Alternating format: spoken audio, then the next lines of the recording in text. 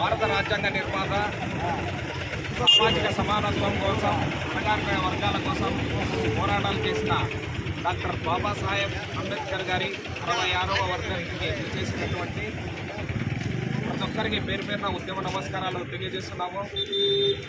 Doctor Babasaheb Ambedkar గారు 1947 భారత రాజ్యాంగ పరిషత్ చైర్మన్గా నియమితమైనప్పటి నుంచి అణగారిన వర్గాల కోసము, బడుగు బలహీన వర్గాల కోసము శక్తివంతంగా పోరాటం జరిగింది. సమాజంలో అస్పృశ్యత, చాతుర్వర్ణ వ్యవస్థ ఎక్కువగా ఉండడం, వాటిపైన పోరాటం చేసి దళిత వర్గాన్ని విద్యాపరంగా చైతన్యం చేసి ముందుకు సాగించడంలో శక్తివంచన లేకుండా ఆయన జీవితాన్ని పనంగా పెట్టి పోరాటాలు చేయడం జరిగింది.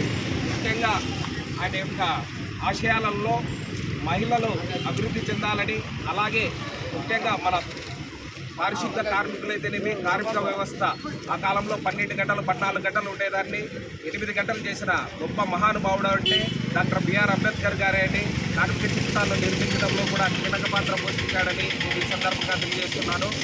అలాగే 1932 ముందు ఓటు హక్కు ధనవంతులకు, పెత్తందారులకు, విద్యావంతులుగా ఉండేది.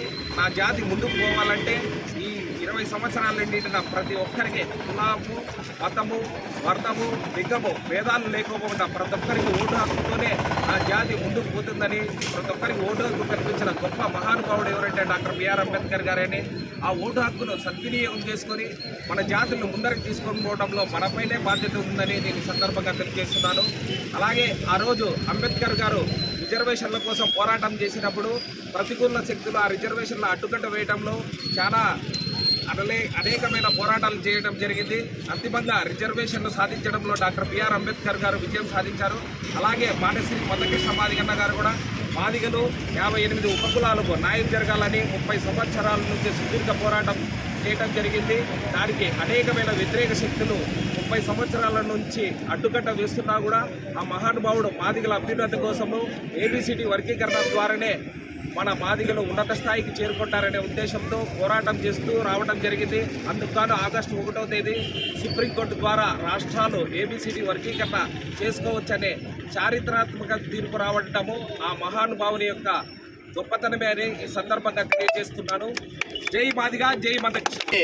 డాక్టర్ బిఆర్ అంబేద్కర్ ఆ రోజు ప్రతి కార్మికులు 20 గంటలు, 12 గంటలు, 18 గంటలు పని చేయించుకుంటామంటే మా కార్మికులకు కావాల్సిన కేవలం 8 గంటలే అని చెప్పి కార్మికుల కోసం పోరాటం చేసిన ఏకైక వ్యక్తి ఎవరంటే బిఆర్ అంబేద్కర్. ఆ రోజు బ్రిటిష్ కాలంలో పరిపాలన చాలా కఠినమైన రోజుల్లో కూడా ముందుకు నిలబడి నా దళిత జాతులు ముందు ఉండాలని చెప్పి పోరాడిన వ్యక్తి ఒక బిఆర్ అంబేద్కరే. అంబేద్కర్ గారు ఆ రోజు అన్నీ చెప్పాడు, కానీ పరిపాలనలో లోపం ఉంది, అధికారుల్లో లోపం ఉంది. ఇక్కడ అధికారులు అనేక విధాలుగా బడుగు బలహీన వర్గాలను అణగదొక్కుతున్నారు.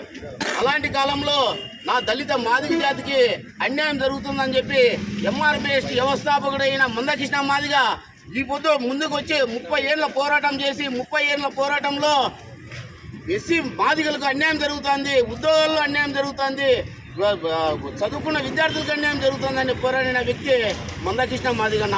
ఈరోజు 30 ఏళ్ళ పోరాటం చేసి వర్గీకరణ ఆగస్టు 1వ తారీఖున వర్గీకరణ అమలు చేస్తే దాన్ని కూడా తొంగలో తొక్కుతుంటే అన్న నేను ముందున్నాను, మీకు వర్గీకరణ చేస్తాను, చదువుకున్న వారికి చదువుకునే అవకాశం వస్తుంది, ఉద్యోగం లేని వాళ్ళకు ఉద్యోగం అవకాశం వస్తుంది, ఉద్యోగాల్లో ఉన్న వాళ్ళకి రిజర్వేషన్ కల్పిస్తారనే ఆలోచనతో మన సోదరులైన మానవ సోదరులు ఇతర వ్యక్తులు అణుగుతొక్కుతుంటే నేను ముందర ఉన్నానని చెప్పి ఈరోజు కూడా రాష్ట్ర ప్రభుత్వాలతో ఫైట్ చేస్తున్న వ్యక్తి మన మందకృష్ణ మాదిగన్న.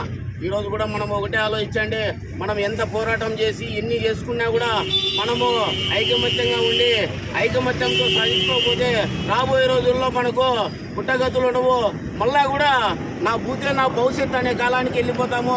దయచేసి ప్రతి ఒక్కరూ ఆలోచన చేయండి. ప్రతి ఒక్కరూ మన మాదిగ బిడ్డలందరూ అంబేద్కర్ రాసిన రాజ్యాంగాన్ని దొంగలో దొక్కాలని ఎంతోమంది ఎన్నో ఆలోచనతో చేస్తున్నారు, ప్రపంచ మేధావులు కూడా చేస్తున్నారు. దయచేసి ఇది ఒకటే గమనించి ఈ అవకాశం ఇచ్చిన మీ అందరికీ నమస్కారం.